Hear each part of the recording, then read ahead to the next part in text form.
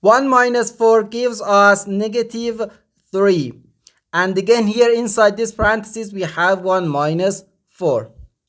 Okay, so negative 3 times negative 3 gives us positive 9. But this answer is not correct. Because according to the order of operations, first we have to do parentheses, then exponents, then multiplication or division, and finally addition or subtraction. Remember that multiplication and division have equal priority and we have to work from left to right.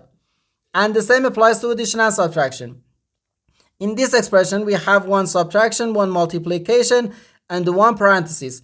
Inside this parenthesis, we have one subtraction. Here we have a multiplication because in mathematics, when a number is placed next to parentheses, it means multiplication. And we usually don't write the multiplication sign for brevity. Okay, so according to the PEMDAS, first we have to do this parenthesis, then this multiplication, and finally this subtraction. If we do this subtraction before this multiplication or this parenthesis, it is wrong.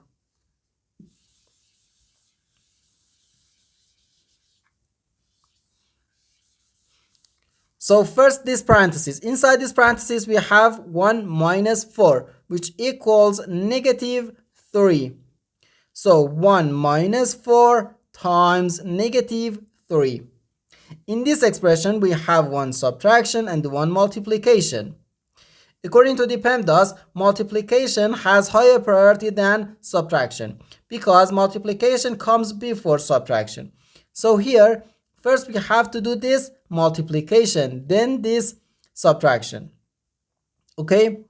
Negative 4 times negative 3 gives us positive 12. So we have 1 plus 12, which equals 13. And this is our final answer to this problem. The correct answer is 13.